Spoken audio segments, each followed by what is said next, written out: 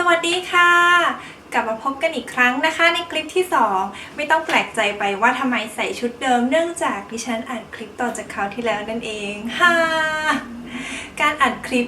จะให้ชนีมาแต่งหน้าอัดคลิปบ่อยๆมันไม่ใช่เรื่องง่ายนะคะคุณดิฉันก็กลับมาจากทำงานแล้วก็อัดคลิปในสาระร่างนี้เลยสะดวกเพราะฉะนั้นก็มาต่อกันด้วยคลิปที่บอกไว้ในคราวที่แล้วก็คือการแกะกล่องกระเป๋าว้าวว้าวว้าวว้าวว้าวมีเอ็โคให้ตัวเองด้วยซึ่งกระเป๋าใบนี้ฉันสั่งมาจากเว็บไซต์ Zara ซึ่งเป็นการสั่งของจากเว็บไซต์ Zara เป็นครั้งแรกโดยที่ไม่ได้มีสปอนเซอร์ใดๆนะคะเงินตัวเองนะคะมันคือกระเป๋ารุ่นนี้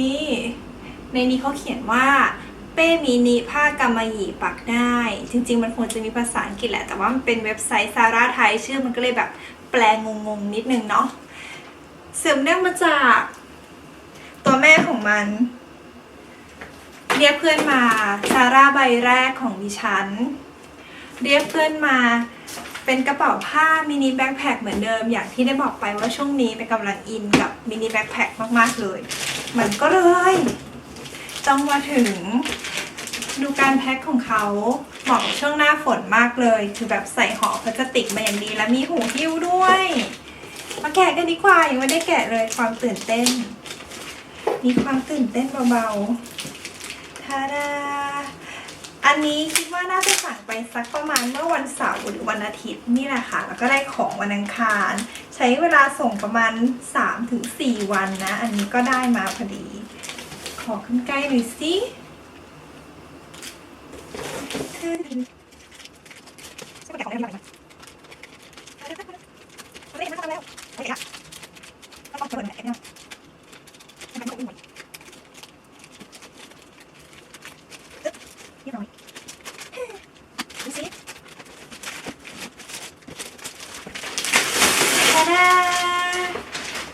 นี่หน้ากล่องเขาก็จะมีเขียนว่ากล่องของเขาคือกล่องรีไซเคิลนะคะนี่มาดูข้างในดีกว่าซาร่าแพ็คมายังไงโอ้ดูสิมีกระดาษแก้วฟรุ้งฟริ้งด้วยก็เป็นการแพ็คของที่น่าประทับใจเลยเนาะไม่แย่สำหรับกระเป๋าราคา 1,500 บาท 1,590 บาทค่าส่งอีก90 บาทโอ้มีแววจะสวยงามออกมาแล้วทาดามทาดามทาดามมีถุงให้ด้วยอ่ะไปซื้อที่ช็อปไม่มีถุงอ่ะเสียใจเนาะ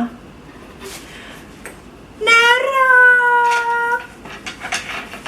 เดี๋ยวเรามาดูกันนะคะกระเป๋าใบนี้ก็จะมีช่อง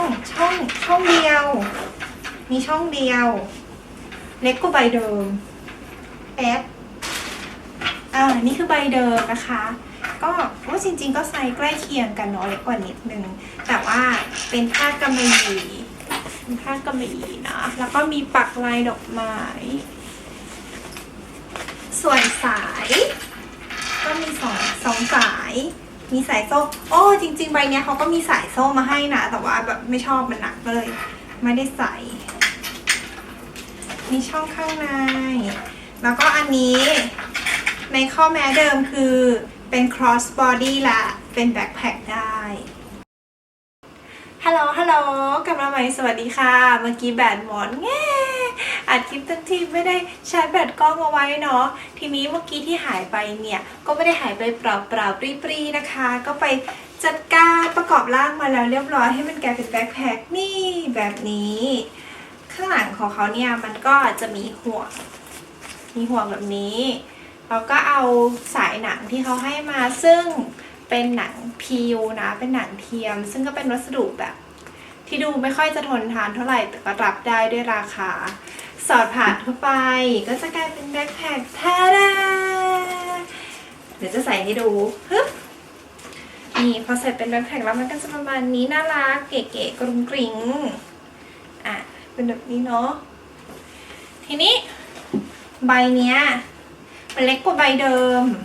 คือขนาดความสูงอาจจะเท่ากันแต่ความแคบเนี่ยมันแคบกว่าเยอะมากเลยอันนี้ประมาณ7 เซนเองเท่าขนาดที่ซาร่าเขาระบุไว้เนาะ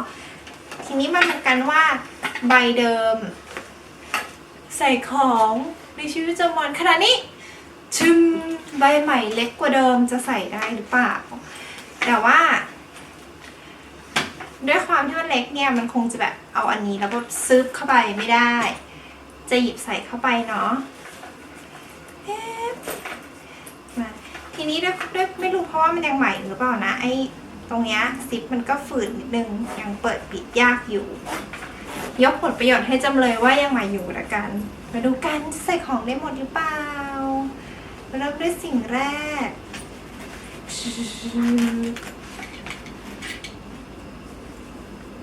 สมุดใส่เขาเรียกสมุดไหมกระเป๋าใส่การ์ดใส่เข้าไปหูฟังของหล่น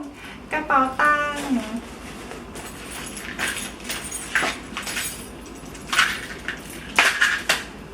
กุญแจบ้าน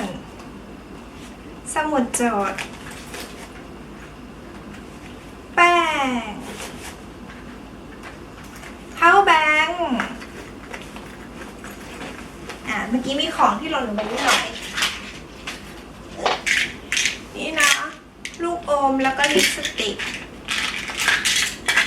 สุดท้ายสมุดสแตมป์ใส่เข้าไปเลยมารูดซิปปิดกันท่าดาสบายมากเหลือที่อีกหน่อยเวลาเองเหลือที่ข้างบนอยู่นิดนึงเหลือถ้าเกิดว่าใครมีของน้อยๆนี่สบายเลยนะไม่ต้องกังวลเหมาะกับการไปเที่ยวด้วยใบเล็กๆไม่หนักใช้ได้หลายเวย์นอกจากสายหนังที่ทำเป็นแบ็คแพ็คได้แล้วไหนลองดูซิว่าถ้าเกิดถอดออกมาเนาะเป็น cross body มันจะยาวไปเปล่ามันน่าจะต้องยาวไปมากๆเลยลองซิเพราะว่าสายหนังของเขาเป็นสายหนังที่ปรับไม่ได้นะไม่รอดยาวมากยาวเกินไปคงจะต้องใช้สายถ้าเกิดว่าจะสบายเป็น cross body คงจะต้องใช้สายโซ่ที่มากับเขาเนาะนี่ทะเลแต่ปกติเมย์จะไม่ค่อยชอบใช้สายโซ่เท่าไหร่เพราะว่าแบบเวลาเราสะพายอย่างเงี้ยถ้าสะพายแป๊บเดียวมันก็สวยๆเก๋ๆนะแต่สะพายนานตรงนี้มันก็จะกดนิดนึงอ่ะก็แบบเก๋ๆแบบเจ็บๆโอ้ไม่ดีแต่ก็สำหรับคนที่ชอบนะคะใส่ของไม่หนักแล้วก็แบบสะพายเก๋ๆฟรุ้งฟริ้งมันก็น่ารักแล้วแต่คนชอบโอเคคลิปนี้ก็สำเร็จเสร็จเรียบร้อยแล้วขอบคุณที่อยู่ในการจนจบคลิปนะคะไว้โอกาสหน้าถ้าเกิดนึกขึ้นมาได้มีอะไรอยากรีวิวเรื่อยเปื่อยเก๋ไก่ก็จะหยิบมารีวิวอีกในครั้งต่อไปขอบคุณอีกครั้งที่อยู่ในการจนจบวันนี้ลาไปก่อนสวัสดีค่ะ